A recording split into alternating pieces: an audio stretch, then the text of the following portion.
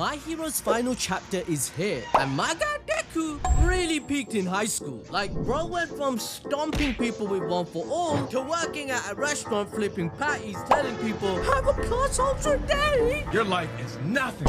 You serve zero purpose. But seriously, Deku lost his quirk, Is that how the but then manga got an went? Ironman suit that made him stronger than ever. On top of that, he's going full Kowloon in bed with Uraraka, I'm just saying. Congratulations. There is a lot to discuss regarding As the expected. epilogue and finale of My Hero Academia. For starters, there has been an 8-year time skip. Everyone is now 25 years old. Deku became a hero again with his classmates, he got the girl, he's become a living legend, and also inspired the next generation. Ladies and gentlemen, that's what you call a GOAT. Now let's break down everything step by step. Society has completely changed for the greater good since Deku's heroic victory against All for One, as the entire world witnessed the events. The definition of the word hero now means way more than it did when Deku was a kid. Together, the next generation brought in a new era of peace, which includes Deku sadly losing his powers and becoming a teacher. But before we go into the final chapter, we should contextualize everything that happened, which mainly focuses on how society evolved and characters got their resolutions. Right after the war, America finally arrived and helped with restoration efforts. The heroes from other countries came to assist, as they couldn't just stand back and watch like they did in the freaking war. Like, bro, they watched 16-year-olds basically become child soldiers and forced Deku to win the entire fight. However, in the aftermath, the news reporters state that destruction on this scale should have taken decades to rebuild. But with all the heroes coming together and with so many capable quirks, they completed this job much faster. This once again goes into the idea that Deku and his classmates become a symbol for unifying the world. But without Deku, none of this would have been possible. Even in chapter 422 and 423, all of Class 1A admit the influence Deku had on them to aspire to be true heroes and go plus ultra, where together they overwhelmed the final boss, since individually they were not threatening at all. This motif is plastered all over the epilogue, that anyone can be a hero if their intentions are to help humanity, such as a doctor, a teacher, and much more. Bringing us to a big reveal. When Deku transferred One for All to Shigaraki, that was it. The quirks disappeared and is now gone forever. Deku only had the embers left. But this news made Bakugo cry, and we see a major character development. Bakugo witnessed how much being a hero meant to Deku. He saw him break his bones, train non-stop, selflessly risk his life, whilst at the same time getting bullied by none other than Bakugo himself. He feels remorseful, and in reality, he is now Deku's best friend. He wanted to see him carry on as a hero, where both of them could continue competing with each other while saving lives. I mean, chef's kiss to Bakugo's development, I'm just saying. I'm gonna say that a lot this video. It's enough to make a grown man cry. However, instead of being a bum, Deku puts his experience and knowledge to use, ensuring people don't go through what Shigaraki and the others who were wronged by Hero Society endure. The Todoroki family has reconciled with each other, including Darby, but he is dying by the way. Spinner got his conversation with Deku and is getting his happy ending by writing a book about Shigaraki. In chapter 427, the public revealed their opinions of who he was, deeming him a killer and a terrorist threat. I mean, let's be real for a second, who can blame them? This dude announced to the world he would take over the planet as a dictator, and he murdered countless people. The truth that All for One manipulated everything from the start wouldn't be widespread and would be open to interpretation. As a result, to Spinner, Deku is a murderer and he holds this burden on his shoulders, even admitting to Uraraka that he has the same thoughts as her, that they have blood on their hands. So as All for One told him, the path they chose is a thorny one. Now get this right, to Spinner, Shigaraki was a ray of hope. He was oppressed by people people for being a heteromorph, but Shigaraki allowed him to dream about a better future and was a hero. Like, another reason my guy gave that he was a hero was because he played League of Legends with him, and I even played that game, and I know that shit is toxic. I'm just saying. I said it again. Can I say it? Nigga. I'm kidding. I'm gonna stop saying that now. So, out of spite, Spinner says his book will make them never forget about Shigaraki, and he will preach about it like gospel, as history is written by the victors. So they will forget about what they did and smile again as if it didn't happen. And he doesn't want that for Deku especially.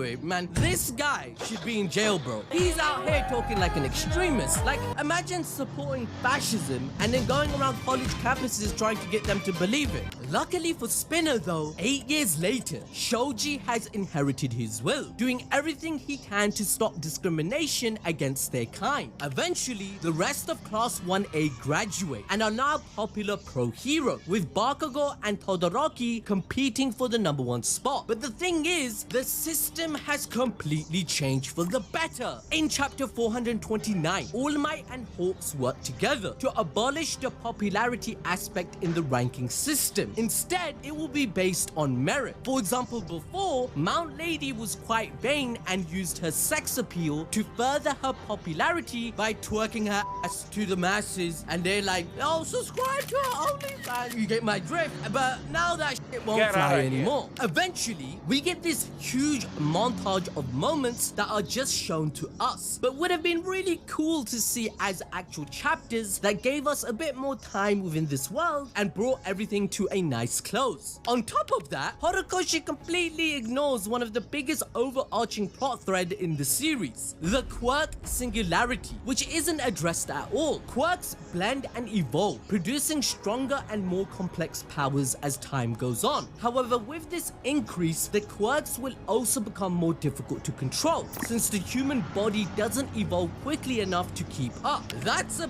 big problem that has been stated multiple times to be a world-ending crisis. And unless My Hero is making a sequel, it's just a lingering plot device that's never going to get a resolution. Unless the technology that was revealed will solve the problem, as that is insinuated by Horikoshi by the end. Oh, and remember Deku's dad? Horikoshi literally told us he's Hisashi Midoriya, but he's basically joined the club of deadbeat fathers in anime. He still hasn't shown up. So you're probably wondering now, is Deku and Uraraka ship sailing? Did he finally Detroit smash? Or did it crash and burn? Just like this? Well, I'm happy to say that in my humble opinion, it's pretty much confirmed. In chapter 429, Deku came to Uraraka's aid when she was grieving over Toga, wishing she could have met her when she was a kid to save her life, as she was ostracized by society for being a weirdo due to her quirk. Obviously, this is a very similar situation to Deku and Shigaraki, and it's here where Izuku Deku basically confesses his feelings. He instantly had a feeling that she was upset and went back to the hymn that was mentioned in chapter 342, where Deku thanked Uraraka for her speech and brought him back from his depressed state. Remember, Deku was complimenting her non-stop, but they mutually agreed about their outlook on life and how they should reform society together. This directly links to Deku claiming now that Uraraka is his hero, and talks about how she's helped him throughout everything, even when she stopped him from falling when they first met. Now let's address the elephant in the room. It's a big one. Many fans believe Uraraka's crush was gone at the moment he turned quirkless, but I don't think that's the case. There are multiple moments where she confesses to loving him, displayed on your screen right now. So in the final chapter, the two are talking while snow is falling, which is probably a date. This is because in one of My Hero Academia's art books, Horikoshi states that snow adds a serene quality to a scene, enhancing its romantic aspects like calmness randomness whilst also making it more rememberable. On top of that, 8 years later, Uraraka's new hero costume has a mask inspired by Deku's, looking like his original one. Of course, he would be retired at this point since he didn't have the technological hero costume that All Might gives him later. So with that retired costume, she probably took a sentiment of it while she's out on the job, right? Like, bruh, if they aren't together, then Deku is just some loser who fumbled the bag and there's no other way around it. My disappointment is immeasurable, and my day is ruined. A lot of fans have grievances with this one line, that Deku said he hasn't seen his friends much since graduation, due to everyone being so busy with pro hero work, which doesn't look good since bro lost his quirk and then got ghosted by all his friends. Come on, you can't defend that, right?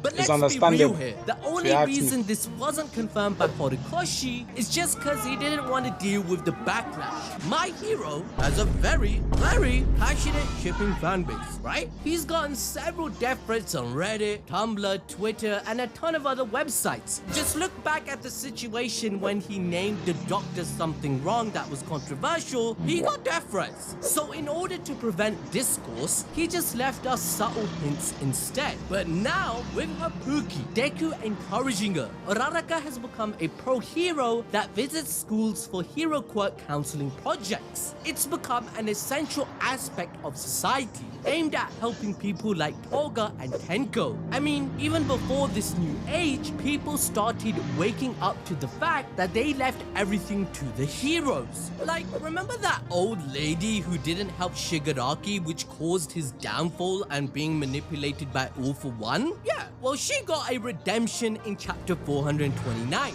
helping a kid with an evil quirk who went through a very similar situation to our main villain. If he didn't get help, he would have just ended up like another Shigaraki. But she remembered that boy, and despite not knowing Shigaraki became the person who almost destroyed the world, she still realized she made a mistake in not helping him. And so, the granny offers her hand to the boy, bringing the story full circle that everyone can reach their hands out to help, just like the greatest heroes. The dude even joins UA later in the 8-year time skip, being in the same class as Kota and Deku being his sensei. This is where we are introduced to Deku, who's become a teacher for the next generation. He's spreading knowledge and shaping them for the better, despite everyone knowing he's a little bummed out about it. Even when Aizawa asks him if he's lonely, Deku states it's fine, that this is the life he has and he's content with it. He wants to help any way he can. He even asks Aizawa, can you tell me that I'm cool? And Aizawa just blanked him and said, bro, you doubt it.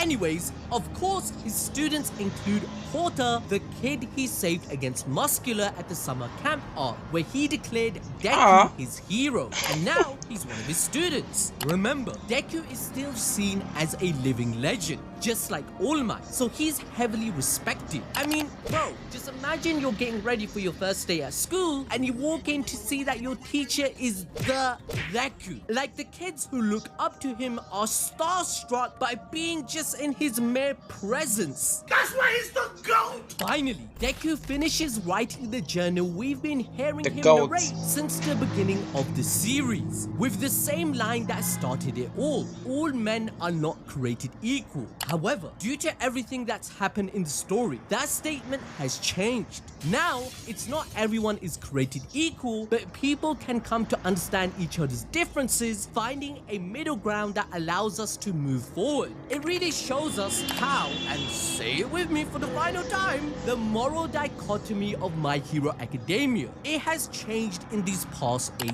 years. People are finally coming to an understanding, no longer having different viewpoints that, you know, results in an all-out war. Deku goes on to talk about how caring for others is the first step of becoming a hero, like how he rushed to help Bakugo against the slime villain. It was Deku's compassion to help anyone, even a bully like Bakugo, skill which made him stand out. It wasn't for numbers, popularity, or recognition. He did it because it was the right thing to do. All Might saw that, and it gave birth to the hero who saved the world. This is reflected in another middle school classroom where we follow Dai, that random kid from a while back who now has the same dream as Deku, to be a hero. However, that meaning has changed, as when the teacher asks the kids what they want to be, they say a hero. But they aren't talking about a flashy costume, cool powers, and beating up villains. The kids state they could be helping to create hero gear in the support teams, becoming doctors, and stuff like that. A hero is someone who extends a helping hand to others following Deku's philosophy. The whole idea that everyone can be the greatest hero is literally shown with the All Might statue.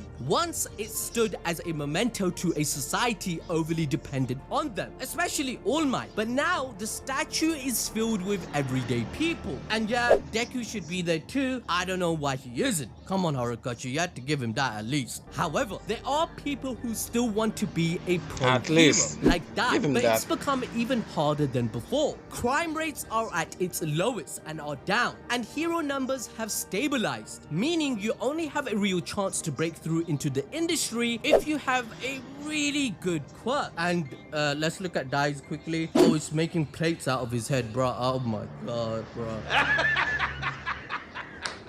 You don't stand.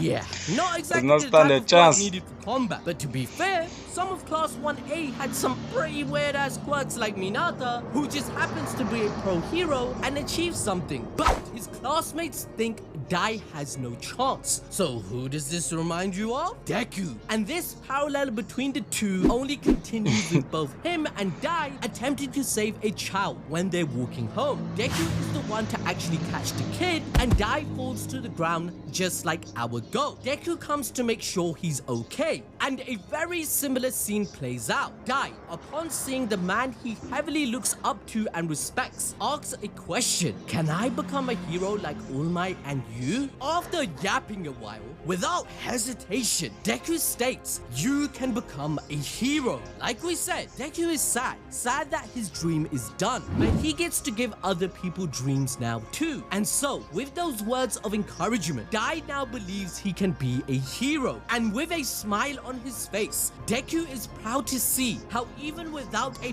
power, he can help others. And that's how My Hero ends. Yeah, no. It don't end like that. We still have some pretty important stuff to cover. As All Might, who I won't lie has definitely seen better days as he's aged very badly, he has a gift for Deku, his very own Iron Hero suit, as we see him alongside his classmates ready to fulfill their job as pro heroes. Before we talk about how strong this suit really is, I want you to all think about something. Unlike the heroes of the past who acted in their own self-interest, Class 1A spent almost a decade saving up their own money and spending it to allow Deku to once again live out his dream. Bakugo, out of all people, was the center of it. Damn. To get this suit made Such for great his best friend, where they all kept it a secret. Like, I know we're all clowning that Deku got ghosted, but that is simply not true. I wish I had more friends this selfless and caring, fam. They clearly still met up with him, and being an adult myself, I'm telling you, having a full-time job and a family ain't easy to juggle a social life. Of course, you're gonna see if your schedules line up with your friends in your free time, but that's just how life is when responsibilities increase. Anyway, with my rant over, this is like a suit All Might once had. One of the richest people in the world who spent his entire fortune on to develop. You have geniuses like Hatsume and Melissa Shield out there who could easily make him a suit like this. So it was only a matter of time before technology caught up to the power of quirks. This thing looks awesome, and it's even better than the one All Might used during the final war. It was created over the course of 8 years, using the footage of All Might's mecha fight against All For One to create support items that work almost like One For All. Not even a minute later, Kachan shows up and tells Deku it's time to go. Now you're probably asking, ABD, how can Deku be a hero when when he just has an Ironman suit? Well, let me remind you that All Might's suit was able to go toe-to-toe with Prime All For One, and All Might held his own for quite a while. Not to mention it gave him super strength, a version of Black Whip, charge bolts, and over 15 other super OP support quirk type powers. Not to mention, All Might wasn't physically in the best shape. He was a twig due to his previous injury. Meanwhile, Deku is in his 20s. He's at the prime age of his life and has probably still kept up with his workout routines, meaning he's extremely fit. And with this suit, he's probably 100% back to where he was when he had base 1 for all. On top of that, he knows how to handle multiple quirks, and due to his big brain power, he can easily get back to his peak with just this suit, like All Might claims in the finale, allowing Deku to compete with Bakugo and Todoroki for the #1 spot. So yeah, whilst Deku didn't get his quirk back, I think this is a nice finale. It shows that being a hero is more than, well, being like All Might. But Deku did so much for the world, he gave up on his dream. So this is a nice way to reward the character for everything he had done. Like All Might said, he earned this power. And honestly, it's really awesome to see him finally get to live out his dream with everyone. And getting Uraraka in the end, depending on your interpretation, I'm saying she did, right? My Hero has been a series we've covered for years on this channel, so it's sad to see it go. But we're happy that Horikoshi got to end the series on his own terms. And whilst it's not perfect, it wraps up the characters and themes in a nice way. But if you want to experience more peak fiction, watch this video about Yuji Itadori, where his power has equalized to Sukuna and he's become enlightened and honored.